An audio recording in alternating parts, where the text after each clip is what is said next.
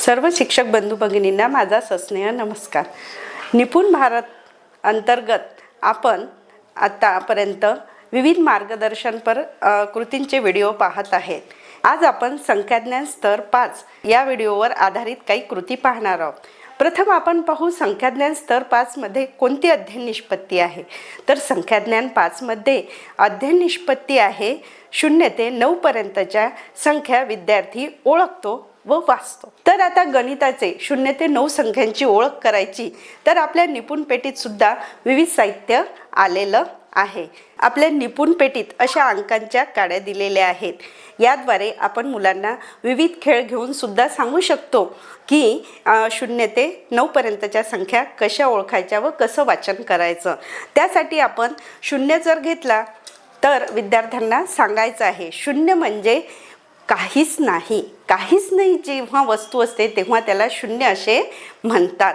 नंतर आपण जर एक वस्तू दाखवली विद्यार्थ्यांना, एकचं कार्ड जर दाखवलं आपण तर एक विद्यार्थी एक वस्तू आणेल आणि ती वस्तू तो दाखवेल।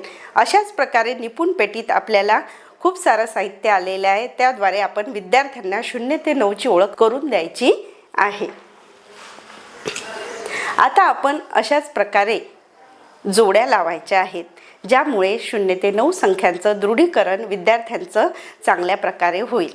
तर आता मी इथे जोड्या जुळवा असं आपल्याला घ्यायचं आहे आणि ही आहे संख्या 2, 4 आणि 7। इकडे चित्र काढलेले आहेत।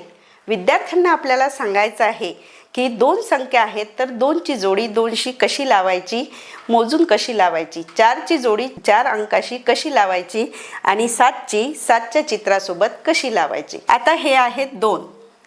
आपल्याला पहिले मोजायचं आहे। इथे पानं किती आहेत 1 2 3 4 5 6 7 पानाचा 7चा संच आहे पण संख्या आहे 2। मग आपण दुसरे मोजायचे 1 2 किती आहेत फुलं 2 म्हणून या 2 ची जोडी आपल्याला लावायची आहे या 2 फुलासोबत।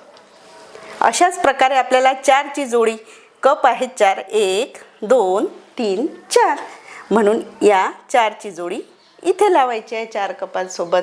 आता 7 ची जोडी आता 1 2 3 4 5 6 7 7 पानं आहेत या पानांसोबत लावायची आहे। अशाच प्रकारे आपल्याला काय करायचं आहे विविध अंक द्यायचे आहेत आणि विद्यार्थ्यांकडून कृती करून घ्यायच्या आहेत। आता ही झाली पहिली कृती। आता आपल्याला विद्यार्थ्यांना आधीची व लगतची नंतरची संख्या सांगायची आहे। त्यासाठी आता आपले छोटे मुलं आहेत म्हणून मी काय केलं एक अशी कार्ड तयार केलेला आहे। आता छोटे मुलं आहेत म्हणून मी अळीचं चित्र काढलं। अशाच प्रकारे आपण विविध चित्रांद्वारे त्यांना लगतची आणि लगतची आधीची व लगतची नंतरची संख्या सांगू शकतो। बघा आता याच्यावर 1 2 3 4 5 6 7 8 9 पर्यंत संख्या लिहिलेल्या आहेत। मग आता मी जर म्हटलं 2 च्या आधीची संख्या कोणती तर विद्यार्थी सांगतील 1। 2 च्या आधी कोणती येते लगतची संख्या 1। 3 च्या आधी लगतची संख्या कोणती येते तर 2।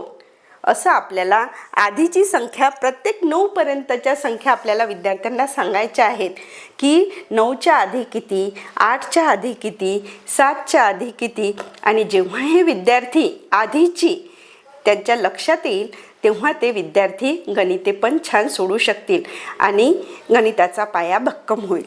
नंतर आपल्याला विद्यार्थ्यांना आधीची संख्या जर समजलं तर नंतर त्यांना सांगायचं आहे लगतची नंतरची संख्या कोणती, लगतची नंतरची संख्या कोणती। तर आता याच्यावरच आपल्याला सांगायचं आहे आपण जर 3 संख्या घेतली तर 3 च्या नंतरची संख्या कोणती लगतची, 3 च्या नंतरची लगतची संख्या कोणती तर 4। त्यांना आपल्याला हे प्रत्यक्ष कृतीद्वारे सांगावं लागेल। 3 नंतर 4, 5 नंतर 6, 7 नंतर 8 असं विद्यार्थ्यांना आपल्याला प्रत्यक्ष सांगावं लागेल। तेव्हाच त्यांच्या लक्षात येईल की नंतरची लगतची कोणती आणि आधीची लगतची कोणती। अशा पद्धतीने आपण विविध कृतींचा उपयोग करून स्तर क्रमांक 5 गाठू शकतो। धन्यवाद।